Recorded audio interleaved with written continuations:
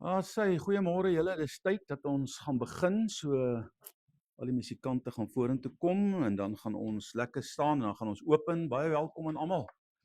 Ek bly julle is vanmôre almal hierso. Ek dink in hierdie week moet julle bid vir al die wat siek is en die wat nog wonder watter kant van die twee gemeentes moet hulle wees en dan vir die wat ly is, moet julle ook bid hoor. Maar baie welkom aan almal van julle. Monica, ons is bly jy en Kevin is vanmôre ook vir die eerste keer dink ek hier by ons. Ek weet ook nie is dit vir die eerste keer. Partykeer as ek nou daai kan dan weet ek nou nie almal wie sien nie. Antonie en Frans wat ek daarom gesien het, twee seuns ook of een seun het ek nou daar gesien. Maar baie welkom julle. Vir julle almal hartlik welkom. Ons bid dat die Here vir julle almal gaan seën. En dat hy ook so net sy doel in ons almal se lewens gaan bereik. Vanmôre se woord dink ek is 'n ding wat die Here vir ons gee om ons eintlik te inspireer. Weet partykeer is ons in omstandighede wat 'n ou nou nie eintlik altyd verstaan hoekom nie. Maar éventueel as mens so 'n bietjie terugkyk, dan sien 'n mens eintlik hoe die hand van die Here in alles was. So ons gaan vanmôre so 'n bietjie stil staan rondom daai goeters. Maar kom ons staan en dan gaan ons sommer open en dan gaan ons dadelik oorgaan na die eerste lied toe. En by die eerste liedjie kan jy maar net 'n geldjie kom ingooi, jou 10de of offergawe wat jy ook al wil ingooi. Dan is dit afgehandel en dan gaan ons lekker saam sing en die Here se naam groot maak. En as ons dan klaar dit gedoen het, gaan ek oor na die woord van die Here toe. So kom ons staan net so en dan bid ons saam. Vader, baie dankie vir u goedheid en die guns. Dankie Here dat ons vanmôre hier kan wees om ons lewens maar net aan u te gee, Here. En Here, ek eer u dat u voor ons uittrek en u het vir my 'n belofte gegee, Here, uit die boek van Micha uit, die 2de hoofstuk vers 10, Here, dat u vers 10 tot 12 of waar dit ook al is, Here, het u gesê ons moet opstaan en wegtrek waar ons is om dit wat u nou wil doen te kom doen hier op hierdie plek. En ek wil u eer, Here, dat ek weet u is in beheer van ons lewens en u is in beheer van elkeen wat hier is en u voeg by die wat u wil byvoeg, Here, en ek wil bid dat u koninkryk hier sal kom en dat u wil hier sal geskied. Here, ek wil ook bid vir vanaand se opleiding. Daar's ook 'n klomp mense wat gewoonlik dit bywoon op 'n Sondag aand, Here, wat nie deur die oggend hier is nie, wat ook 'n kardinale deel van hierdie groep is, Here. Ek wil vra dat u hulle ook sal seën en dat u ook vir hulle genade sal gee. Here, sal u net stil staan by elke hart vanmôre en sal u ook net ons finansies, Here, seën en dit wat ons gee tot eer en verheerliking van u naam, Here. Want Here, u het ook 'n koninkryksplan met betrekking tot dit en ek wil bid dat ons dit sal verstaan en dat ons dit ook sal toepas in ons lewens sodat ons die seën van die Here in ons lewens kan ervaar. Here, dankie vir alles wat u vir ons doen. Here, u is so goed vir ons. En ons kyk in ons lewe dan sien ons net hoe u hand van genade oor ons hou elke dag van ons lewe, Here. En ek wil bid, Hemelse Vader, dat u ons dan ook so bewus sal maak van u lewe in ons lewe, u hand in ons hand en ook die tree wat u voor ons gee dat ons u kan volg. Seën ons dan so saam is my gebed in die magtige naam van Jesus ons Here en ek dank u daarvoor, Vader. Amen. Net so een ding, ons het maandagooggend of maandag aand het ons bestuursraad vir die ouens wat daarbey betrokke is. So onthou 7 uur hier by die kerk. Baie dankie julle, blessings. So onthou julle geldjies as julle nou kan ingooi, dan gaan ons dit sommer nou doen. Baie dankie. Yes, hallelujah Jesus. Aan u kom toe al die eer, die lof, die aanbidding. Yes, hallelujah.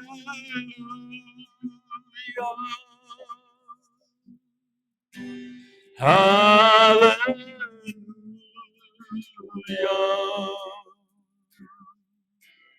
Hallelujah.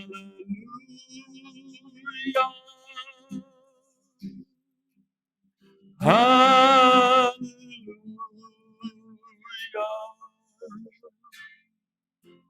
Hallelujah.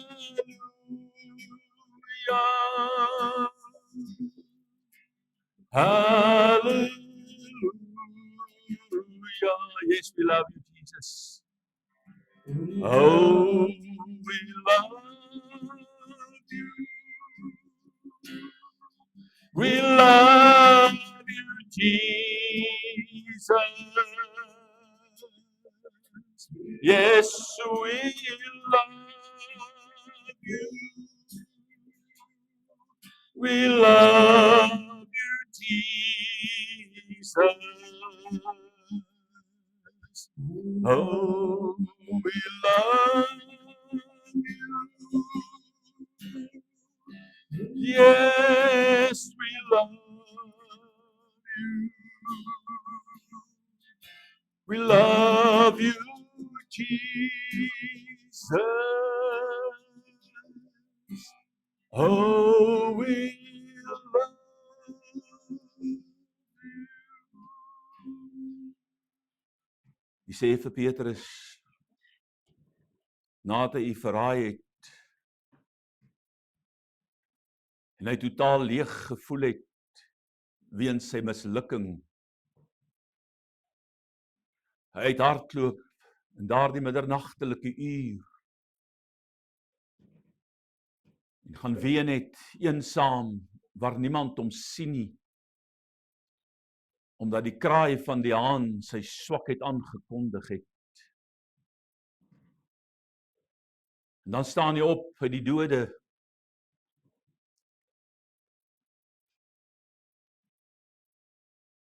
daar was so groot begeerte by hom om reg te maak, dat toe die vroue by hulle kom en sê die meester het opgestaan, toe hy en Johannes op die vinnigste wat hulle kon gehardloop na die graf. Die woord verklaar dat Johannes was eerste daar, of Petrus was eerste daar, een van hulle, Here, maar hulle het hulle gehaas om hulle meester weer te sien. En dan spreek hy met Petrus en hy sê vir hom, het jy my waarlik lief? Sê, Here, U weet dit. Hy vra hom 3 keer, en elke keer sê hy vir hom, laat my skape wei. En ek wil bid, Here, ons is in 'n tyd, waar hierdie land van ons nader aan U moet kom, waar ons mense, Here, na U toe moet bring, soos nog nooit tevore nie, want U wederkoms is voor die deur. Wat ons eie lewe moet rig en regmaak, om seker te wees, wanneer daar die bloue suur skeur, wanneer die trompet geskal gaan blaas, dat ons saam sal gaan. Want daar is 'n skrif wat 'n waarskuwing gee, nie almal wat vir my sê, Here, Here, sal daardie dag saam met my gaan nie. Ek sal vir jou sê, gaan weg van my, werker van ongeregtigheid. Here, daarom moet ons seker maak, ons kan nie genade verdien nie, ons kan nie U kruishout verdien nie. Maar ons kan glo vandag, dat deur dit ons versoen is met God. En as ons met God versoen is, dan sê Jakobus dat ons geloof sonder werke is nutteloos. Daarom moet ons die vrug op ons geestelike lewe dra. Help ons, Here, om waar ons ook al is te verstaan, dat U elkeen van ons geroep het, om te antwoord, het jy my waarlik lief? Ek vra dit in hierdie oomblikke in Jesus se naam. Help ons, dat ons U sal lief hê, soos ons U behoort lief te hê. Amen. Baie dankie, kan die sitplek neem, die Here seën julle, baie dankie vir Bef en Morney ook, die Here seën julle ook.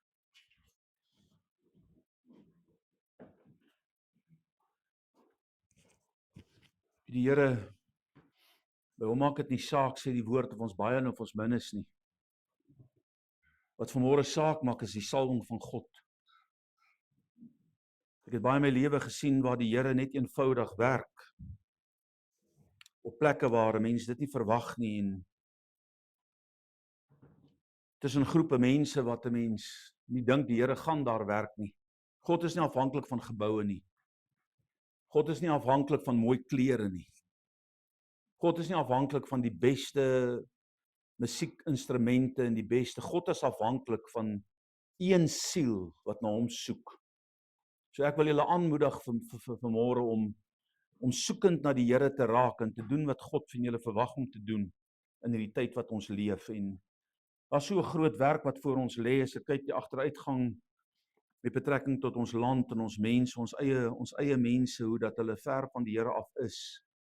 Dan besef 'n mens net wat 'n groot verantwoordelikheid is daar op elkeen van ons skouers. Maar kom ons gee die Here vanmôre so 'n kans om met sy woord te spreek, en ek gaan vir jou saam lees in die boek van Hebreërs. So as jy nou 'n Bybel het, kan jy saam met my oopmaak in hoofstuk 10, ons gaan vers 9 en 10 lees. Hebreërs vers 9 en 10, ek wil net die dinge bietjie opstoot. Hebreërs die 10de hoofstuk vers 9 tot 10 en dan gaan ons vir die tema gee van dit wat die Here vanmôre met ons wil deel. As jy die elektroniese Bybel het, is jy ook welkom om daardeur te werk. Hebreërs die 10de hoofstuk vers 9. Hy sê kyk, ek kom om u wil te doen. Kyk, ek kom om u wil te doen, o God. Hy neem die eerste weg om die tweede te stel. Deur hierdie wil is ons geheilig deur die offer van die liggaam van Jesus. Die konstruksie van hierdie twee verse is 'n snaakse samestelling, maar ek gaan dit weer vir jou lees. Hy sê kyk, ek kom om u wil te doen, o God. Hy neem die eerste weg om die tweede te stel. Deur hierdie wil is ons geheilig deur die offer van die liggaam van Jesus Christus. En dan is die laaste gedeelte van daai vers sê net eenmaal. Nou ons het in hierdie week wat verby is, hier was 'n dame wat een oggend daar by Lewende Waters by die ander gemeente ingestap het.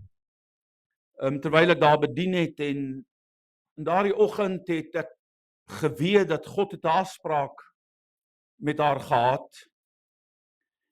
Sy het op die internet na 'n kerk gesoek en van Witbank se kant af gekom in Pretoria, in Pretoria kom woon en gebroke deur 'n klomp dinge wat polities van aard is in haar lewe wat gebeur het met huisinbrake en goed wat alles skeef geloop het. Haar man verloor in hierdie proses en haar lewe het uitmekaar uitgeval. En daai oggend het sy ingestap in daardie erediens op die tyd wat die internet gesê het 9:00, maar ons het ons dienstye so 2 maande voor dit verander en hulle het dit nie op die internet verander, op die webwerf verander nie en dit het 8:00 is die 8:00 diens en maar op die oomblik toe sy instap was dit presies op die tyd wat ek gepraat het oor God ken jou by jou naam. Jy is myne. En daai oggend het sy, terwyl sy soek na 'n kerk, het een gemeente die heeltyd op die internet opgepop, waar sy 4 keer was voor dit, en uitgestap het daar en haar behoefte was nie aangespreek tydens daardie erediens nie, en die oggend toe sy vir die Here sê, ek gaan my lewe neem, maar ek sal nog vanmôre kerk toe gaan, en sy soek weer na 'n kerk en 'n gemeente toe, pop dieselfde gemeente waarby sy 4 keer was op. Elke keer as sy uitgaan, kom dieselfde gemeente op en sy sê vir die Here, Here, ek wil nie soontoe gaan nie, is daar nie 'n ander kerk nie? In die volgende oomblik toe kom Lewende Waters op. Daai oggend toe stap sy in haar erediens in en God het haar lewe daai oggend omgedraai. En ek wil die Here daarvoor dank, en sy is intussen is sy Amerika toe om daar 'n nuwe begin te gaan maak en daar te gaan woon. En sy het in hierdie week wat verby is, sy is so absoluut betrokke steeds by hierdie groep dat sy gevra het, hoor jy, julle haal my nooit van hierdie groep af nie, ek is 'n deel van hierdie gemeente, al sit ek daar. En sy het 'n videoetjie deurgestuur op die WhatsApp groep sodat almal dit kan sien, en die titel van daardie video was Unbreakable Faith. Onbreekbare geloof. Nou ek het na die inhoud van daardie video gekyk en die samestelling van daai video kan jy sien, dis absoluut professioneel, so dit is heel waarskynlik deur die rekenaar gedoen. Maar die inligting wat uit daardie boodskap uitkom is so fenomenaal saamgevat in 'n neutedop dat ek wens eintlik 'n mens kan dit oor en oor luister om te verstaan, weet wat is daai boodskap wat daar gekommunikeer word, want dit is die boodskap van die Bybel. Maar terwyl ek na dit luister toe, is daar onmiddellik in my gees hierdie parallel wat ek sien tussen dit wat ek daar hoor, letterlik, en Jesus se lewe. So ek luister na die intensiteit van die samestelling van die punte wat hulle raak en uitlig En terwyl daardie video afspeel en die boodskap voortgaan, beleef ek die lewe van Christus. En kom hierdie skrif wat ek sopas vir u gelees het in my gees in op. En ek het gehoor by die stem, ek het gehoor deur die gees van die Here daardie oggend, dat die Here vir my gesê het, ek moet vanmôre met die mense wat hier is, oor dit praat wat ek daai oggend beleef het, met betrekking tot hierdie skrif in Hebreërs die 10de hoofstuk. Die video begin met hierdie woorde, hy sê, let them, laat hulle. Let them what? Let them judge you. Nou wie van u het al agtergekom dat, en veral as jy in die kerk is, dan word 'n ou nogal redelik beoordeel. Kom aan. En daar by jou werk is daar ook baie keer al hierdie veroordeling wat plaasvind. Mense kyk na jou en hulle misverstaan jou en hulle weet nie eintlik wat in jou hart is nie en hulle kyk net na die oppervlak en dan maak hulle allerhande stellings en hulle sê allerhande dinge daar in die grapevine en jy hoor dit en dit maak seer en dit raak jou hart. Maar hierdie video begin met hierdie kragtige woorde, let them, laat hulle toe om jou te oordeel. Let them betray you, laat hulle toe om jou uiteindelik te verloon. Laat hulle toe om jou te verlaat, laat hulle toe om jou te verwerp. Let them try to convince the world that you will never become who God created you to be. So met ander woorde, wanneer iemand in die sekulêre riem, maar selfs ook binne die konteks van die kerk sterk na vore kom en anders goed doen as wat 'n mens gewoond is om goed te doen, dan kyk selfs die kerkwêreld na jou met ander oë. 'n Klomp jaar gelede toe die Here my geroep het om 'n gemeente te begin in Amandasig, het ek met 'n ander invalshoek gekom, want ek het nie groot geword in daardie genootskap waarin ek tot bekering gekom het nie. So ek het 'n ander uitkyk gehad rondom baie dinge en ek was 13 jaar in die sekulêre wêreld in landbou betrokke. So ek het uit daardie lewe uitgekom en in die bediening ingegaan en kon uit 'n ander oogpunt kyk na dit wat ek daar moet doen. Maar dit was nie sonder veroordeling. Toe ek vir hulle sê ek gaan 'n auditorium bou van 1000 sitplekke, toe lag hulle vir my. Want waar gaan jy die geld kry? Hoe gaan jy dit doen? Waar gaan jy die mense kry? Want ook soontoe beweeg het letterlik 38 mense saam met my beweeg. Dis nie baie meer is nou nie hoor. So ek het begin en aangegaan en selfs op die hoogste vlakke van die kerk was daar 'n geweldige aanslag teenoor my lewe en teenoor my bediening, totdat dit naderhand genotuleer was dat hierdie ou het 'n wit olifant hier gebou en dis 'n disgrace vir die kerk. Want die Here het vir my gesê, jy kan 'n kerk bou, maar jy mag nie geld leen. Nou julle om 1000 sitplek auditorium vandag te bou, gaan jou seker maklik 35 miljoen rand kos, miskien meer. In daai jare in die vroeë 90's was dit baie geld en ek het nie die kapitaal gehad nie, ek het nie die mense gehad nie en al wat ek weet is ek het die visie gehad dat dit wat ek moet doen baie groter as ek is. Maar dit was nie sonder aanslag. Dit was nie sonder stryd nie. Dit was nie sonder trane nie. Dit was nie sonder vernedering nie. En ek wil hê jy moet daardie beginsel vanmôre verstaan in jou eie lewe. Goed, as God vir jou sê, doen dit, raak betrokke, doen dit en doen dat. Moenie bekommerd wees oor wat mense vir jou gaan sê, wie op jou gaan uitloop nie. Wat bekommerd is jou persoonlike gehoorsaamheid aan die Here. Gaan doen wat jy moet doen. Moenie bekommerd wees nie, God sal wel die pad vir jou oopmaak en hy sal vir jou wys. So let them judge you. Laat hulle maar toe. Let them betray you. Let them convince the world that you will never become who God created you to be. Let them. Hy eindig daarbey aan die inleiding van daardie boodskap met let them. Met ander woorde, mense gaan jou veroordeel. Mense gaan jou wil verraai. Mense gaan jou wil oortuig. Mense gaan jou te na wil kom. En ons sien dit baie keer in die gewone wêreld waar mense by hulle werke is. Die oomblik wanneer iemand begin opstaan en wanneer iemand begin begin vooruitgaan, dan is daar altyd die mense om jou wat jou af wil trek en neer wil druk en alles in jou lewe wil doen. Ek weet nie of julle weet waarvan ek nou praat. Ons sien dit en ons beleef dit. Daar is altyd diegene wat jou wil aftrek, wat jou vooruitgang wil blok en wat sê jy gaan nie daar uitkom nie. En dit is jaloesie en al die dinge wat daarmee gepaard gaan.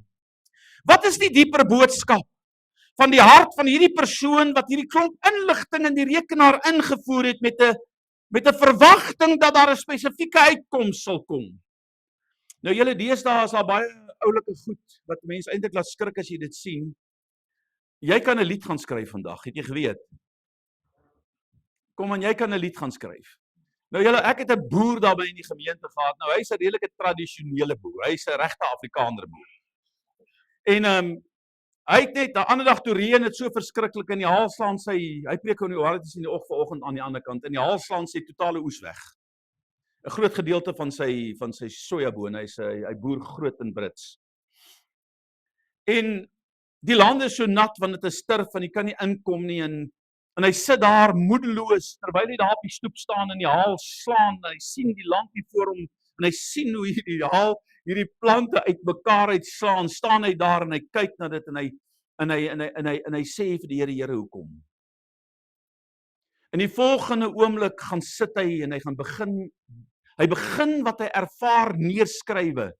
En hy voer daai ding in die rekenaar en hy sê skryf my 'n lied hieroor en die rekenaar skryf hom die mooiste lied. Wat iemand sing met die mooiste stem. Toe ek dit hoor, toe dink ek, Jesus, wie is hierdie ou wat so mooi kan sing? Wie is hierdie ou wat so kwaai lied kan komponeer? Toe hoor ek as hy sê daar's onmoontlik, jy kan nie so iets doen. Maar hy het. So vandag is baie dinge moontlik. En hierdie persoon het 'n uitkoms gesoek en terwyl ek luister na hierdie boodskap wat Jacqueline vir ons aangestuur het, al die pad uit Amerika uit waar dit haar so geïnspireer het, daar waar sy sit, nadat haar lewe begin rigting kry het en sy georganiseerd begin kyk het na God en goed in 'n ander perspektief begin sing het, begin sien het en gevoel het, hoorie, hierdie klomp ouens in Suid-Afrika moet hierdie boodskap hoor, dit kan hulle baat. Toe wonder ek, maar wat was die uitkoms van, wat wou hierdie ou graag vir ons sê? Hy sê, laat die wêreld dink van jou wat hy wil. So hy wil hê jy moet verstaan, laat die wêreld maar toe om oor jou te sê wat hy wil. Laat hierdie wêreld maar toe om te dink van jou wat hy wil. Wat maak dit saak wat die wêreld van jou dink? Ek sien dit so dikwels in die jong mense se lewens, hoe dit so belangrik is om te weet dat ander dink ek is okay. Jy gaan nooit okay wees in die oë van die wêreld. Hoor wat ek jou nou sê. Jy gaan nooit okay wees in die wêreld tensy jy deel van die wêreld word. Maar daar gaan altyd 'n aanslag wees. Laat die vyand wat jou lewe wil aftrek oor jou sê wat hy wil. Dit maak nie saak nie. Ek lei 1 jaar 'n vrou tot bekering en sy het hierdie disippelskap kursus gekom en in daai disippelskap kursus het sy die Here gevind en éventueel het sy gebreek in die verhouding waarin sy was en dit was 'n redelike geleerde man, hierdie ou het 'n regsgraad gehad en hy was baie ongelukkig met my dat ek nou hierdie vrou regtig by die Here uitgebring het, want toe sy nou die verhouding breek met hom te beskuldig hy my nou daarvoor. En ek ry huis toe van uit die stad uit en hierdie ou bel my hier uit die bloute uit en hy begin my sleg sê, laat ek naderhand van die pad aftrek en net die foon daar neersit, want ek wil nou nie die foon in sy oor neerdruk nie. En hy vloek my en hy sê my sleg en hy gaan te kere en ek kan nie vir jou sê en hy doen aan toe hy nou klaar sê vir my is hy nou klaar. Ek wil hê jy moet mooi verstaan, jou woorde maak my niks. Ek is so bly hierdie vrou die Here gevind, want nou sien ek hoekom sê die Here moes vind, want as jy saam met so 'n buffel moet lewe, dis sal chaos wees. Want hy's 'n buffel. Maar hy's nie net 'n gewone buffel nie. Hy's een van daai alleenloper buffels wat alles wil stoot en stamp en regmaak op sy manier. Nou julle, wat het sy woorde aan my gedoen? Niks. Wat worry ek wat hy sê? Ek weet wie ek is in Christus Jesus. Ek weet wat God deur my gedoen het. Ek weet die mense wat deur my bediening tot bekering, en hier sit mense vanmôre in hierdie saal wat deur my bediening radikaal tot bekering gekom het. So moenie bekommerd wees oor wat die wêreld vir jou sê nie. En hierdie man wat hierdie video opgestel het, wil hê jy moet vanmôre verstaan, die wêreld gaan teenoor jou optree, maar moenie dat die dinge van die wêreld jou aftrek nie. Moenie toelaat dat goed wat om jou en met jou gebeur, jou rigting met God affekteer nie. Want God het 'n plan met jou lewe. Want hy wie God vrugtig wil lewe, daar's 'n woordjie sal. Sal wat gebeur met hom? Hy sal vervolg word. Nou daardie vervolging is nie altyd 'n anti-kris wat teen jou kom en daai vervolging is 'n mediese kondisie. Daai vervolging is 'n finansiële kondisie. Daai vervolging is 'n verhoudingstoestand. Met ander woorde, dit maak nie saak hoe dit is nie. Hierdie goed is 'n aanslag van die duiwel teen jou lewe. Hoekom? Want hy wil jou vernietig. Want jy is 'n potensiële koninkrykskind, want dis waarvoor God jou geskep het en jou gemaak het. Wat God wil hê ons vanoggend moet verstaan, is nie wat met ons gebeur wat belangrik is nie, maar dit is hoe ek as individu daarop gaan reageer. So met ander woorde, daar gaan baie goed met ons gebeur. Maar wat is my reaksie? Hoe reageer ek op dit? Hoe gaan ek optree na aanleiding van dit? Wat gaan my gemoed vir my sê? Wat gaan in my hart gebeur? Julle, honderde mense het die afgelope jare deur my bediening gekom en sit hy voor my tafel. Dan sy ou way gone in depressie verval. Hoekom? Want hy het geen hoop vir môre nie, want hy glo die dinge van die wêreld. Hy glo die stem wat met hom praat. Hy glo die negativiteit wat sy lewe beïnvloed. God het jou geskep met 'n purpose. Hy het jou gemaak met 'n doel. God wil hê ons moet vanmôre eerder glo dat ek kan anders reageer as om net in die vleeslike lewe daarop te reageer. Hoor wat sê Filippense 1:6. En ek gaan uit die nuwe vertaling vir jou lees. So met ander woorde, jou reaksie op die wêreld se aanslag bepaal of ek en jy gaan staan en of ek gaan val. Dit is my en jou reaksie op dit wat met my gebeur wat gaan maak dat ek of staande bly of gaan val. Nou julle weet mos nou toe julle kinders was en jy hardloop. En kinders hardloop ons nou die wêreld rond. Ek onthou 1 jaar, ons nou hier so op die hoërskool was, ons nou lekker stout. Ek het eintlik net stout maats gehad. En een van hulle was 'n pastoor. Die ou pastoor het my tot die Here gebring het. Dit was sy pa. Nou sy kinders was verskriklik stout. En ek was pelle met hulle. En nou is ons daar in die lande, hier, daar's net sulke sandvelde gewees, daar waar die hele Theresa Park en Amman in Karen Park. Daai goed was net oop plase, dit was plotte en goed. Dit was sandgate gewees. Nou loop ons daar rond met die windbukse en nou skiet ons tarantaal en ander. En die volgende oomblik skiet 'n ou met 'n haalgeweer die bokant ons kop in die bloekombome en jy sien die takke val. Dis 'n Piet van Rensburg se pa. En ons skrik so groot vir hierdie takke wat hier oor ons kop val. Hy skiet nie op ons dat ons begin hardloop en ek is altyd ek was toe hulle hardloop uitgedeel het, was ek heel laas. Ek was nie net laaste in die tou nie. Ek was 'n kilometer agter die laaste ou. Die enigste wedloop wat ek ooit kon wen was met 'n sakresies en dis alom die sak groter as ek was. Die ander ouens het so nou klein sakkie gehad. En daai dag hardloop ons. In die volgende oomblik sien ek net ou Johannes Roos, hy het hier voor my gehardloop, hy's weg. Toe was hy nou heen. Toe is daar grasboorde gat en wat doen hy? Hoek binne in die gat in. So ek kon hom daarom verbygegaan het, want hy moes net uit die gat uitklim. En dit is gebrand. En hy klim uit en hy spik swart. So jy moet mooi verstaan, jy gaan val.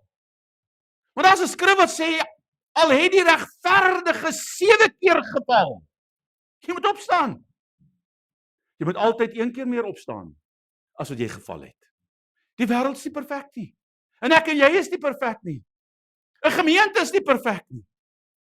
Anne Tannie skryf nou die dag by ons, sy kom van een van die groot gemeentes daar in die noord af en sy skakel daar by daai gemeente en sy 42 punte skryf sy neer. Antwoord vir my hierdie 42 goed. Ek kyk na daai goed so ek sê, "Jesus, hoe jou girl? Daar's geen manier dat ek hierdie 42 goed vir jou kan antwoord. Ek kan hulle almal vir jou antwoord, maar jy's nie hier om te dien nie, jy's hier om gedien te word. Jy wil op jou hande gedra word." En ek besef net weer die ou gesegde, as sy by 'n gemeente moet aansluit, dan gaan daai gemeente dadelik onperfek wees. Want dis hoekom gemeentes onperfek is, want ek en jy staan. Want ons is onperfek. Julle kyk na die pastore, glo my vrye maat, ek was die moderator van die kerk vir baie jare. Ek het hulle nie gesien nie hoor. Nie dominees nie, nie pastore nie, ek het saam met hulle almal gewerk. Daar's nie 'n ding soos 'n perfekte predikant nie. Hulle is vol strooi. Hulle sukkel met hulle eie dinge. Al verskil is, hulle het 'n besluit geneem om vir God te werk. En hulle voete ter God, dat God hulle voete rig. En so rig die Here ons. En Paulus sê om te wil is by my aanwesig, maar om goed te doen dit, vind ek nie. Hoor as hy Filippense 1:6. Hy sê ek is veral ook daarvan oortuig. Jesus, wat 'n kragtige samestelling van hierdie sin. Ek is veral. Hy sê ek is meer as net oortuig. Ek is veral ook daarvan oortuig. Waarvan is hy oortuig? Dat God wat die goeie werk in julle begin het, dit einduit sal deurvoer en dit sal volëindig. Nou sê hy wanneer? Op die dag van die Here Jesus se koms. So wanneer gaan ek en jy volmaak wees? Nou wil ek vir die dames sê, jou man gaan volmaak wees, nie in jou leeftyd nie. Sorry om dit vir jou te sê. Eers in die wederkoms. Ek gaan vir die manne ook sê, jou vrou liefie gaan nie volmaak wees voor daai dag nie. Dis wat hierdie skrif sê. Hy sê ek is veral ook daarvan oortuig dat God wat die goeie werk in julle begin het, dit einduit sal voer en dit sal volëindig op die dag wanneer Christus Jesus kom. So hier is 'n belofte dat God sy wil in jou lewe sal deurvoer en dit sal volbring by Jesus se wederkoms as jy net naby die Here Jesus bly. So God gaan jou éventueel volmaak, sonder rimpel, sonder vlek maak, sy bruid, want dit is wat hy sê in die boek van Openbaring sal wees. Maar terwyl ons nog hier is, jy gaan kwaad raak vir die taksies. Jy gaan jou vererg vir die stadsraad waarin jy 45 minute sit en as jy nou jou beurt is, die volgende nommer is nou hom, dan staan daar hy op en sê hoorie, ons is van lyn af. OK? Ek weet dit gebeur nie met julle nie. Iemand sê nou dag vir my, ek verstaan nie hoekom dit gebeur. Dit het met jou en met ons is al so baie by die stad dat dit gebeur nie. Julle dit het in een week 2 keer met my gebeur. Dat ek 40 minute daar sit as ek by die toonbank kom, sorry, die lyn is af. Dan moet jy weer voorbegin. Volgende dag inkom, dan moet jy 'n hele ou storie weer spin. So die onperfektheid van ons mense is hier. Jy's vasgevang binne in dit. Hoekom? Want hierdie stuk vlees wil nie soos die gees lewe nie. Daar's altyd 'n konstante stryd tussen jou gees en jou vleeslike lewe. God het 'n belofte dat hy jou sal perfek maak. Moet nie toelaat dat die verloop van hierdie wêreld en die invloed wat dit op jou lewe het, jou van God se plan vir jou lewe laat afwyk nie. Jy moet verstaan vanmôre, God het 'n plan met jou lewe. En ons moet daai plan vind, ons moet dit doen. Hoor wat sê Jesus, saam met sy laaste opdrag, net voor sy hemelvaart. Ons lees altyd Matteus 28 vers 19, gaan dan heen, maak disippels van alle nasies en doop hulle in die naam van die Vader, die Seun en die Heilige Gees en leer hulle om alles te onderhou wat ek julle beveel het. Die kerk hak vas daar. Maar ons lees bitter min vers 20 wat daai hoofstuk wat die Nuwe Testament afsluit of die Ou Testament die lewe van Christus afsluit. Hoor wat is die woorde waarmee hy sy lewe op aarde afsluit. Hy sê in vers 20, hy sê en kyk, let op, neem waar. Hy sê slaan ag, verstaan dit. Ek is met julle. Hoe lank? Hoe lank is dit? Tot aan die einde. Hy sê, kyk, slaan ag. Kyk, ek is met jou tot aan die volëinding van die wêreld.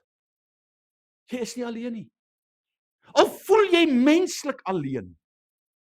Al voel jy in jou gees, ek is alleen in die werksomstandighede waar ek God dien, as niemand anders nie. Jy is nie alleen nie. God is by jou.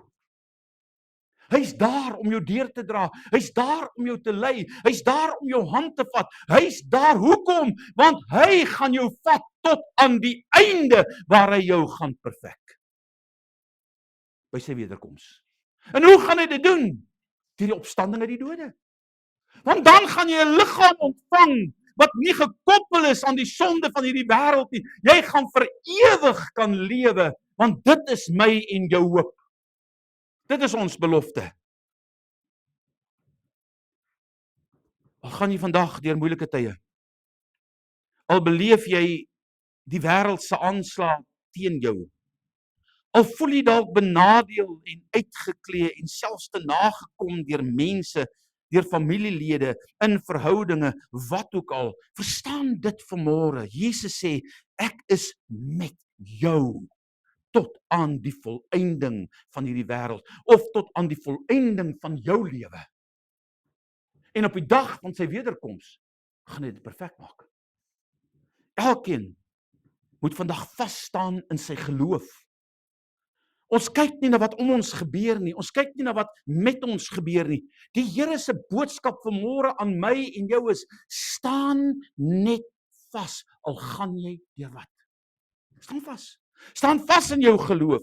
Skep moed in jou omstandighede. Julle negatiewe omstandighede kan 'n mens nogal aftrek, hoor. Ek weet nie wat by julle ook gebeur nie, maar as goed begin skeefloop, dan begin hierdie kop maal. En al wat jy aan kan dink, is net daai negatiewe goeters wat jou roel. Jy kry nie iets anders uitgedink nie. Jy loop die hele dag daaraan en dink. Al voel jy hoe oorweldig of gebroke of verslaan, Jesus sê, ek hou jou hand vas, ek is met jou. Hoor wat sê Deuteronomium 31:8. En dit is die Here wat voor jou uittrek. En dit is die Here wat voor jou uittrek.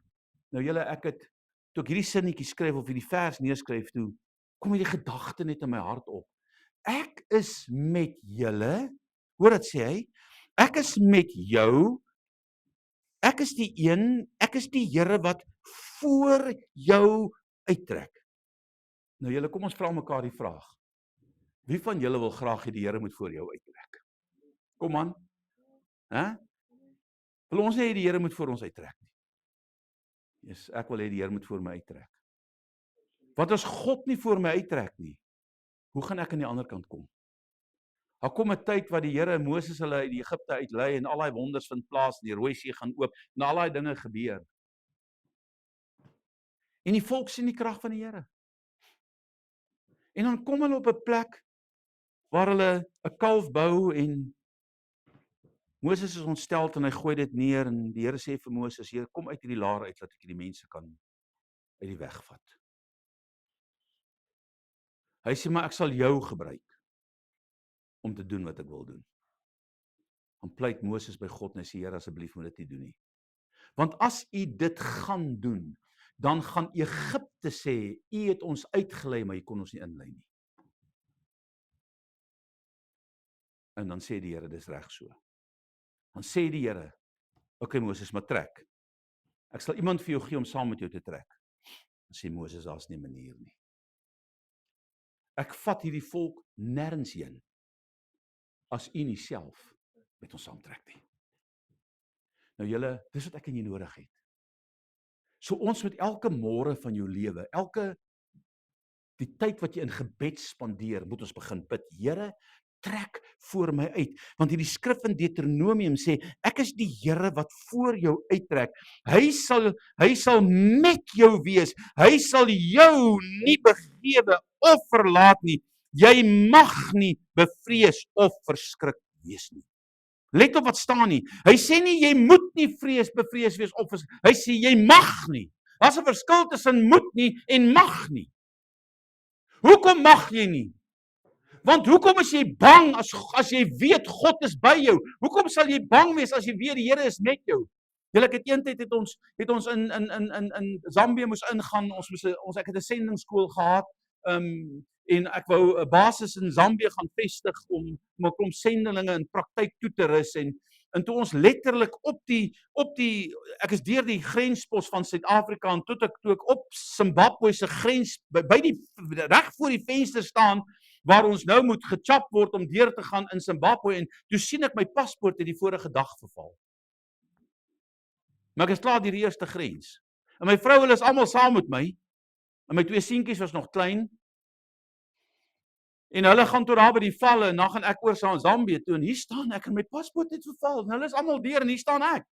En nou teens die ou wat my prinsipaal van my sendingskool was en ek sê vir hom teens, ek wys hom net so, maar ek staan so op terug dat die persoon agter die toonbank nou nie kan sien ek wys hom iets nie.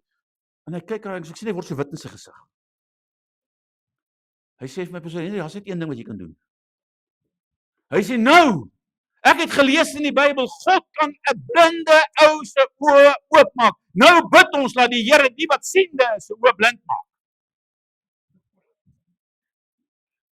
Ek dink, "Sjoe, dis nogal 'n bietjie ver gesog, maar ek het nie 'n ander keuse nie. Ek is klaar halfpad deur die grens. Hoe gaan ek terug?" Dan staan ons daar, Jesus, nou bid ons. Oop oë, hoor. Ons maas mos so glas agter jou en die ou. Ek roep die Here se stem aan. Hy bid in tale hier agter my en ek bid, Here, maak hierdie ou wat sien se oë blind. En hy ou kom en hy kyk na hierdie boek en hy kyk dog, "Ag Here, maak dit sy oë blind." Tjoeps, hy stap om, daar gaan ons deur. Nou moet jy weet, nou moet ek nog deur Zambië se grens, deur Zimbabwe bo gaan en ek moet deur Zambië gaan en ek moet terugkom Zambië en deur Zimbabwe en ek moet terugkom deur Zimbabwe en Suid-Afrika met daai paspoort wat nie werk nie. En die Here dra ons daai hele tyd deur met blinde oë. Tot by die laaste keer, presies waar ek agtergekom het, my paspoort het verval, staan daar 'n tannie met so dik bril, dit lyk of sy die ou kookbotteltjie se glas hier sê, haar oë so groot. Dog, Here, hierdie vrou se oë so groot, sy moet dit sien. En sy kyk die ding so, sy sê vir my, hierdie paspoort het verval, jy's onwettig hier, hoe het jy hier deurgekom? Ek sê, nee, hoe moet ek weet, julle het hom dan gestempel. En sy sê, lyk my nie, jy verstaan die erns van hierdie saak nie, en sy roep die sekuriteit, en ek laat hulle deurgaan, dat hulle net van die ander kant, ek weet nie wat met my gebeur het. Maar die vrou sien dit, en toe kon ek nie meer bid, maak die siende blind nie, toe moes ek bid, Here, gee my guns. En ek begin roep tot God vir guns. En ek vra die Here. En terwyl die sekuriteit aangestap kom, en ek sê vir die vrou, hoorie so, ons was daar, ons wil sendingwerk in Zambië doen, ons het 'n klomp gemeentes in Zimbabwe, wees my genadig. Vat sy daai stempel en sy lig hom so hoog op en sy kap ons haar hele toonbank beweeg, soos sy sê, just go, I never want to see you again. Yes, maar ek stap uit, maar toe is ek bly hoor. Maar toe moes ek nog deur die rekenaar by Suid-Afrika gaan, en daar dra die Here my deur, hulle sien dit op net daar. So, God, ag jou geloof, en hy sal jou deurdra, in dit wat hy wil hê jy moet doen. Hy sê, ek trek voor jou uit. Hoor as Hebreërs 12 vers 1. Daarom dan, terwyl ons so groot wolk van getuies rondom ons het, laat ons elke las aflê en die sonde wat ons so maklik omring, en met volharding die wedloop loop wat voor ons lê, die oog gefestig op Jesus, die leidsman en die volëinder van ons geloof. Let nou op. Wat vir die vreugde wat hom voorgehou is, die kruis verdra het, die skande verag het, en aan die regterhand van God gaan sit het. So wat sê hierdie skrif vir my en jou? Wat beteken dit? Hy sê, hy het die kruis verdra, hy het die skande verag, want hy het 'n purpose gehad. Hy het 'n doel gehad.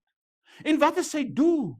Sy doel, die woord regterhand van God beteken letterlik om as 'n middelaar vir my en jou in te tree, en hy het dit kom doen toe hy op aarde was, want daar is een middelaar tussen ons en God, en dit is die mens Christus Jesus. So hy het ingetree vir my en jou, sodat ons na God toe kan gaan. Hy het die kruis verdra, hy het alles verdra waardeur hy gegaan het, die verwerping, al die gemors, al die wegstoot, al die dinge wat die wêreld met hom gedoen het, die vernedering, hy het nie 'n plek gehad om sy eie kop neer te lê om te slaap, die kind van die Here, het hy verdra ter wille van dit wat God in sy lewe wou doen toe hy op aarde was. En wat is dit? Hy moes die middelaarskap volbring vir my en jou. So hoor wat sê hy. So wat behels dit? Wat is hierdie vreugde wat aan hom voorgehou is? Hoor mooi, hy sê weer, hy sê hy groot wolk van getuienis, en sê hy hierso, met volharding die wedloop wat voor ons lê, met die oë gefestig op die lys van ons geloof, wat vir die vreugde wat hom voorgehou is, die kruis verdra, die skande verag het. Wat is hierdie vreugde wat aan hom voorgehou is? Hy antwoord dit in hierdie skrif. Hy sê, en nadat hy volmaak is, het hy vir almal wat hom gehoorsaam is, 'n bewerker van 'n ewige saligheid geword. Julle, dit was sy doel. Jesus kom en hy kyk nie na alles wat met hom gebeur nie. Hy kyk nie na alles wat in sy lewe skeefloop nie. Hy kyk nie na omstandighede, hy kyk nie na sy armoede waarin hy groot geword het nie. Jesus kyk nie vas in die verwerping van die Fariseërs en die skrifgeleerdes en die Joodse volk nie. Hy is hulle koning, julle. Hy wat die gestalte van God was, het dit geen roof geag om aan God gelyk te wees nie, maar die gestalte van 'n diensknegt kom aanneem. Hoekom? Omdat daar 'n vreugde aan hom voorgehou is. Wat is hierdie vreugde? Hierdie vreugde is ek en jy. Hy het die prys betaal want hy het jou gesien. Ek weet nie of jy weet nie, maar in Johannes 17 bid hy sy hoëpriesterlike gebed, en hy bid nie net vir die disippels van daai tyd nie. Hy bid vir elke persoon wat deur hierdie disippels éventueel tot bekering sal kom, en dit sluit my en jou in. So Jesus het vir jou 'n gebed gebid. Hy het jou opgedra. Wat is die boodskap in hierdie skrif? Christus het al die vernedering en die gespot, die verwerping en die opoffering en die mees wreedste vervolging deurgegaan en verdra, omdat God se doel met sy aardse lewe, omdat hy dit wou volbring. Ek wil jy moet vanmôre verstaan, ek het dit hier in Engels geskryf, life is all about destiny. Ons lewe gaan oor jou goddelike bestemming. Dis waar jy moet uitkom. Ons lewe is nie kerk toe gaan nie. Ons lewe is nie ons gesinne nie. Ons lewe is nie die werk waar ek werk nie. Ons lewe is nie 'n groot bank nie. Ons lewe is bestemming. Dis waarby ek moet uitkom. Net soos God 'n plan met Jesus se lewe op aarde gehad het, het die Here 'n plan met jou lewe. En kom ek lees dit vir jou. Psalm 139 vanaf vers 17. Ek wil jy moet dit vanmôre mooi sien en mooi hoor. Hy sê, want U, Psalm 139 vanaf vers 13, want U het my niere gevorm, my in my moeder se skoot geweef. Ek loof U omdat ek so vreeslik wonderbaar is. Wonderbaar is U werke en my siel weet dit al te goed. My gebeente was vir U nie verborge toe ek in die geheim gemaak is nie. Kunstig geweef in die dieptes van die aarde. U oë het my ongevormde klomp gesien en in U boek is hulle almal opgeskrywe. Wat is in God se boek oor jou lewe opgeskrywe voordat daar nog een dag van jou lewe daar was? Hy antwoord dit, hy sê daar dat alles bepaal was toe daar nog geen een van hulle daar was nie. Hoe kosbaar is dan vir my U gedagtes, o God? Hoe geweldig is die volle som daarvan nie. God het jou daar bepaal en in sy boek is dit opgeskrywe en duisende mense loop op hierdie aarde wat God se plan mis omdat hulle nie draai na God toe nie. En die oomblik wanneer jy jou hart aan die Here gee, dan rig God jou lewe in die rigting wat hy wil hê jy moet wandel. En hy vervul sy doel. Hy ken elke dag van jou lewe. Hy het dit opgeskrywe. En sy planne, daar's 'n skrif, ek dink is in Jeremia, ek dink is 11 vers 29 of 29 vers 11 wat hy sê, God se gedagtes oor ons is goeie gedagtes. So met ander woorde, ek en jy moet verstaan vanmôre, die dinge wat skeefloop in ons lewe is nie in God se gedagtes vir jou nie. Dit is letterlik 'n aanslag van die duiwel. So die woord van die Here sê daar's 2 redes wat ek wil hê jy moet vanmôre verstaan. 2 redes hoekom jy deur swart tye sal gaan. Nou die eerste een is maklik. Ek noem dit stupidity. Okay? Nou wat is stupidity? Dis waar jy jou slim plannetjies in jou lewe uitdink. Sonder God. En dan loop jy die pad wat jy uitgedink het en jy ken nie eens môre nie. Okay? En dan gebeur daar goed omdat ek en jy die verkeerde besluit geneem het. Wat my onderdruk en verdruk en my moeilike tye veroorsaak. Dan vra ons die vraag, ag Here, hoekom? Dit is baie maklik. Omdat jy stupid was. Jy het God uitgesluit. Ja, dit is net so. So, dis die eerste rede. So jy gaan sukkel wanneer jy hoekom? Want iewerster moet God jou terugbring na dit wat hy in jou lewe wil doen en hoe doen hy dit? Teruggang. Julle ek het lank met Brahmane gewerk. Dis 'n ander ongeskikte ding daai. Jy moet daai ou in 'n kopklem sit anders kan jy met hom werk nie. Jy moet hom in 'n drukgang indruk en jy moet sy kop vasklem. So partykeer het die Here nodig om ons koppe vas te klem net om ons aandag te kry dat hy jou ten minste net 'n ordentlike inspuiting kan gee om weer op koers te kom. OK? Maar dan is daar die volgende rede. Hy wat godvrugtig wil lewe, sal vervolg word. So jy moet verstaan, daar's 'n duiwelse aanslag. So alles is nie altyd net ek en jy, maar daar's ook 'n vyand wat ons aanval. Hoekom? Want hy wil God se die oomblik as jy oplyn met God se plan, sê die Bybel is onvermydelik dat die struikelblokke kom. En julle die struikelblokke is nie 'n klip wat wit geverf is wat hy daar voor jou neersit wat jy lekker kan sien nie. Die struikelblok wat hy voor jou voete sit, is die naaste aan jou. Dis die mense by jou werk. Dis die verhoudinge waarin jy leef. Want niemand het ooit seer gekry in hierdie lewe, buiten dat hulle seer gekry het behalwe in 'n verhouding. 'n Stok kan jou seer maak, maar dit gaan verby. Maar verhoudingsseer is 'n perd van 'n ander kleur.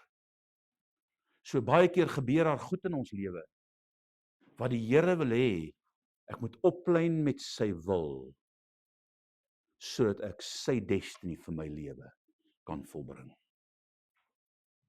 Jou roeping is nie hierdie sekulêre wêreld of die besigheid of die posisie wat jy nou beklee of waar jy nou werk nie. Jou roeping is om God se koninkryk daar by jou werk, daar in jou besigheid, waar jy nou ook al is, om sy koninkryk daar te vestig. Dis jou calling. So wat doen ek by my werk? Wat doen ek daar waar die Here my nou gesit het? Ag, weet jy hoeveel mense kom en sê, ek is nou so moeg vir hierdie werk. Nou my broer was baie jare in Absa Bank. Hy was redelik hoog op. Hy was by Menlyn, ag, hy was oral. En as jy by hom kom dan sug hy en dan sê ek is nou so moeg vir die bank. Maar weet jy, dis daar waar jy nou is, wat God jou gaan gebruik. Party in die munisipaliteit. Ek hoop ek weet ek soek hulle nog. Hulle moet ook al 'n bietjie opstaan.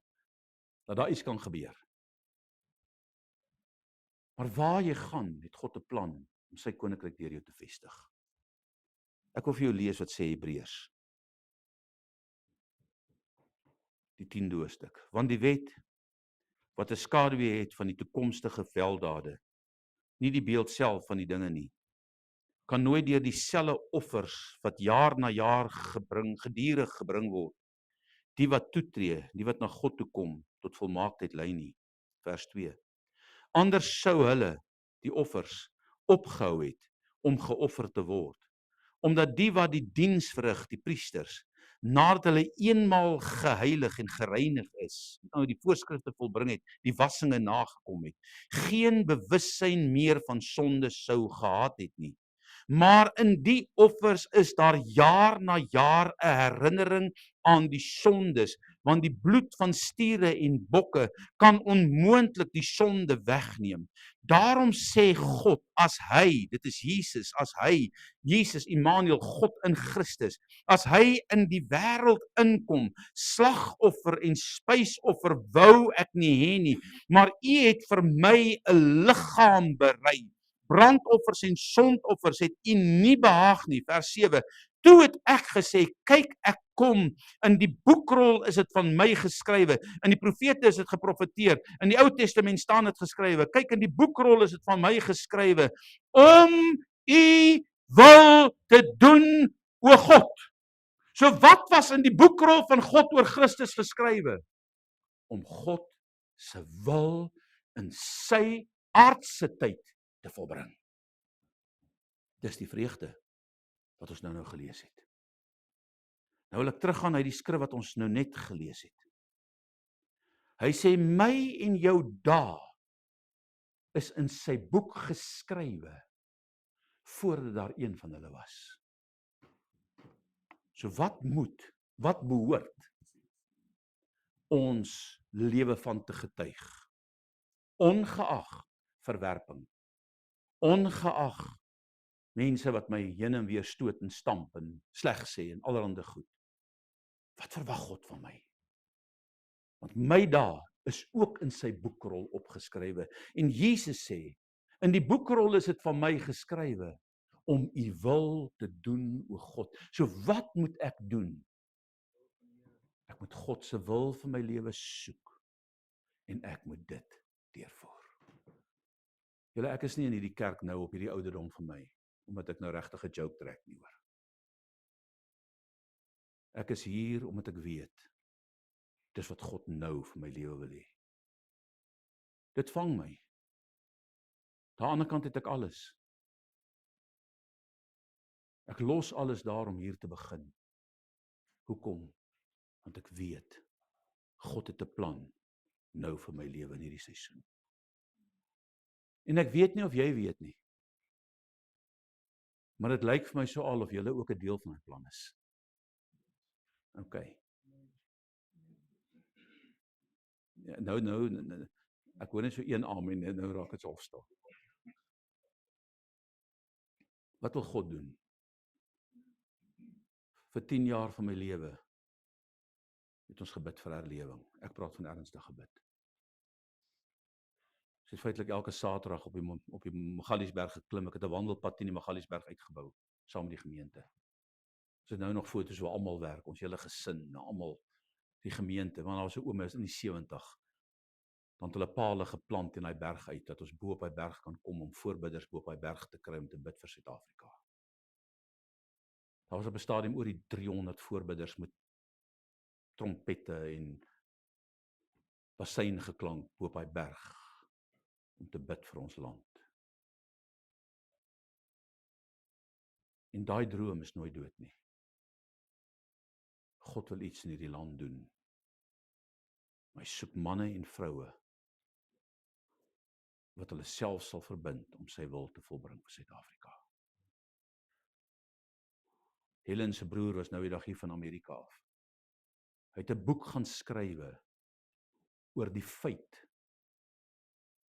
oor al die profeseë wat uitgegaan het oor al die eeue heen, dat in Suid-Afrika die grootste herlewing vir die wederkoms van Jesus sal plaasvind en dit sal hier begin.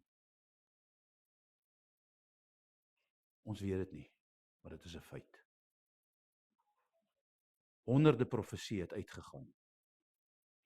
So ek is hier om te bid vir ons land.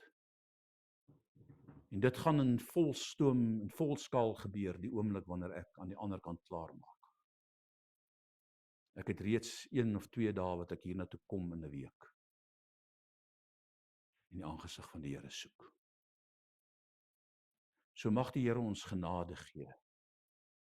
Ek het gekom, want in u boekrol is dit van my geskrywe, om u wil te doen, o God. Kan ek vanmôre sê, Here, ek wil ook my wil, u wil vir my lewe vind en dit volbring. En hoe doen ek dit? deur 'n getuie te raak waar jy is. Nou wil ek teruggaan na Matteus 28:19 en daarmee gaan ek afsluit. Gaan dan heen, maak disippels van alle nasies en doop hulle in die naam van die Vader, die Seun en die Heilige Gees en leer hulle om alles te onderhou wat ek julle beveel het. Ek het daai skrif nie eenmaal nie. As ek dit 100 maal gedoen het oor die afgelope jare, is dit min. Maar by elke disippelskapgroep vra ek hierdie vraag. As ek daai skrif lees, wat is die fokus van Matteus 28 vers 19? En as ek hierdie groep vandag moet vra, gaan dan heen, maak disippels van alle nasies, doop hulle in die naam van ons Vader, van die Vader, Seun, Heilige Gees en leer hulle om anders te onderhou wat ek julle beveel het. Dan gaan ek waarskynlik uit hierdie groep uit 3 verskillende antwoorde kry. Wat ons nie verstaan nie, in die Hebreëse, in die Griekse samestelling van daai skrif, is daar letterlik 3 werkwoorde. Daar's 'n primêre werkwoord en sekondêre werkwoorde. Die primêre werkwoord is nie gaan nie. Die primêre werkwoord is nie doop nie. Die primêre werkwoord is nie leer nie. Die primêre werkwoord is maak disippels terwyl jy gaan, deur hulle te doop en deur hulle te leer.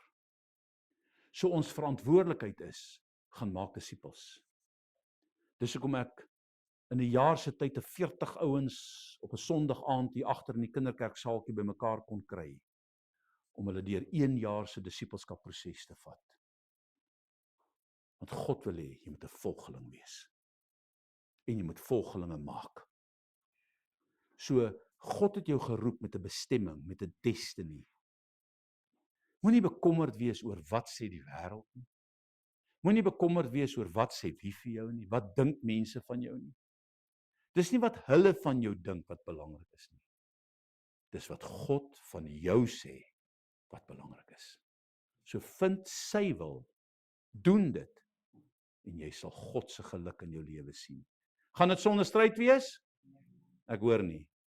Ek hoor nie. So wat moet jy doen as jy stryd kry? Staan vas. Jou lendene met die waarheid omgord. Want hy gaan jou volmaak bring. Sit jou borswapen van geregtigheid aan. Trek jou skoene aan vir die bereidheid van die evangelie. Dan sê hy, terwyl jy die swaard van die Gees, die woord van God opneem, om die stryd te voer, en by elke geleentheid bid, in die Gees. So ek en jy moet vanmôre verstaan, daar's nie 'n ander manier om God se wil te doen nie. Soek sy koninkryks eerste, dan sal al hierdie ander dinge vir jou bygevoeg word. So jy gaan dalk vanmôre deur moeilike tye. Daar's dalk kwellinge in jou lewe. Daar's dalk agtervolginge en vervolginge. Daar's dalk mense wat jou afkraak, wat jou aftrap. Baie keer is ons die oorsaak van ons eie afkrakery. Moenie toelaat dat mense jou vertrap nie. Staan op God se woord in die bewustheid dat die Here met jou is. Iewers in daai video maak die opsteller die stelling en sê dat elke stryd in jou lewe verg nie altyd 'n teenstryd nie.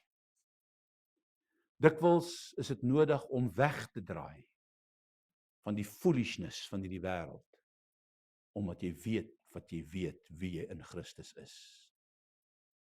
En dan na God toe te gaan, sodat hy jou stryd vir jou kan stry.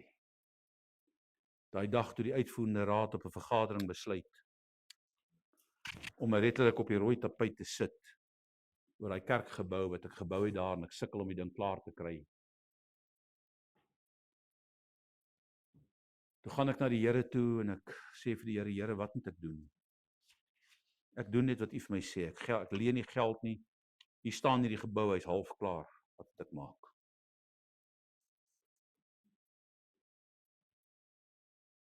En ek bid daai oggend met die Bybel, sit ek letterlik op my hande en ek roep Die woord van die Here wat sê, is my woord nie 'n vuur wat alles verteer en soos 'n hamer wat 'n klipharde rots vernietig nie. En ek spreek hierdie woord terwyl ons bid. En pastoor John Botha, hy is nou al 86, was daai jare saam met my daar. Hy het gekwaai, hy het aangery gekom. In daai jare was nie sulke fancy goed soos die, was transparante. Weet julle werk 'n transparant, 'n so plat masjien. En ek skryf hy skrif met my hand uit op 'n stuk transparant en ek sit hom op hy skerm. En terwyl ons daar in die ou kinderkerksaal, want dis al wat klaar was, begin bid, roep ek daai skrif voor die Here. En die Here ken my moedeloosheid daai dag. En toe sukkel ek al 2 jaar lank om my kerk klaar te maak. 5:00 daai aand. Toe kry ek 'n oproep. En die persoon sê vir my, hoor, sit jy of staan jy? Ek sê hom, vir my sê of ek nou sit of staan. Ek is so gewoond aan stryd, sê maar vir my wat jy vir my wil sê. Hy sê, wil jy die goeie of die slegte eers? Ek sê my net wat jy wil sê. Hy sê, God het sopas vir jou R1 miljoen losgemaak om daai gebou klaar te maak. Is dit nie die Here nie? So God, gebed. Was dit maklik? Nee. Dit het 'n prys gekos. Dit het geloof gekos. Dit het wêreldse aanslag. Dit het aanslag uit die kerk uit gekos. En toe die geld loskom, toe kon ek aan die uitvoerende raad toe gaan en sê, hey, wee. Nee, ek het nie dit gedoen nie, hoor. Toe sê ek, julle kan my nou maar roep, ek het 'n antwoord vir julle. En die Here help my. Hulle het my nooit geroep nie. So hulle weer sien, toe gaan alles net vlot, en binne 'n paar maande toe is die kerkgebou klaar. En ek gee jou een raai, wie sit heel voor in die sitplekke? Almal wat gesê het, hoor jy, dit kan nooit. Wie het dit gedoen? God alleen, met sy krag. So God kan jou toestand verander. God kan jou omstandighede vir jou verander. Bly by hom. Waak en bid. Moenie omgee van wat 'n dokter vir jou sê, van wat die finansiële ouens vir jou. Moenie daarna kyk nie. Kyk na wat God vir jou sê. Ek is met jou tot aan die volëinding van hierdie wêreld. So hy is met jou. Is daar vanmôre iemand in hierdie kerk wat, kom ons buig ons hoofde en bid. Wat net sê, Here, ek begeer vanmôre dat U met my sal wees. Jy kan op jou voete staan, net daar waar jy is. Ek gaan nie voor dit laat kom nie. Ek begeer vanmôre, ek wil vanmôre altyd my hande opsteek en sê, Here, ek vra vir U, wees met my. Want die pad wat ek loop is nie 'n maklike pad nie. Dit wat ons nou moet doen, Here, is nie 'n maklike ding nie. U ken dit. Here, hier's mense vanmôre wat ook deur hulle persoonlike stryd gaan en U alleen ken dit. En ek wil vanmôre bid, Here, dat U genade sal gee. Here, U alleen is die een wat voor ons uittrek. Ons het net nou gesê, ons wil graag hê die Here moet voor ons uittrek.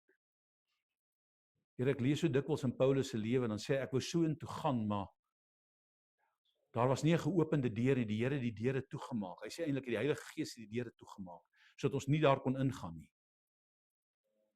En Here, hy het nie vasgehaak by die hoekom nie. Hy het vir God gevra, wat is die volgende stap? Wat moet ek nou doen? En so het U hom gelei, Hemelse Vader, om éventueel in Rome uit te kom, die plek waarin hy begeer het om uit te kom. Omdat hy daar voor die koning sou staan, wat hy ook gedoen het. En Here, ek kom in hierdie oomblikke voor die troon, o koning, en U ken elke persoon se persoonlike behoeftes, se persoonlike nood. U ken elkeen se stryd.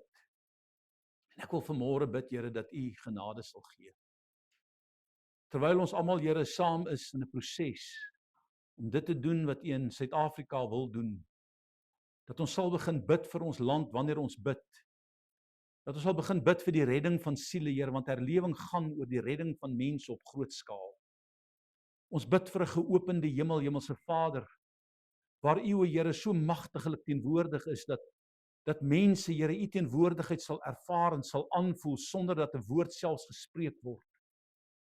Hemelse Vader, ek dink aan die dae van Finney, toe Nash vir 3 weke, Here, na 'n stad en 'n dorp toe gegaan het, wat hulle wou evangeliseer, en vir 3 weke het hulle afgesonder, hy en 'n paar manne, Here, in 'n kamertjie, en daar het hulle voor God gewag, en voor God gekniel, Here, en die atmosfeer oop gebid vir 'n geopende hemel, en die oomblik wanneer Nash wanneer wanneer die man ingestap het wat die evangelie moes bring, Hemelse Vader, dan het die krag van die Gees so teenwoordig gewees dat mense letterlik sonder dat 'n woord gespreek word op hulle aangesig val en hulle sonde begin bely.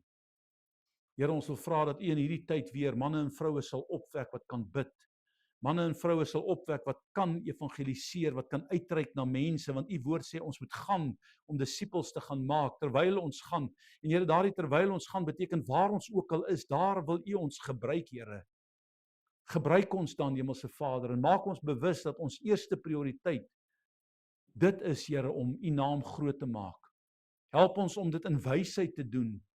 Here, nie dat ons werkgewers, Here, affonteer nie, maar help ons, Here, dat die lig so sal skyn dat mense na ons toe sal kom en sê, wat het in jou lewe gebeur? Dit wat jy het, soek ek ook, sodat daar deure kan oopgaan om met hulle te deel oor Christus Jesus se liefde. Dankie, Here, dat U ons God en koning is.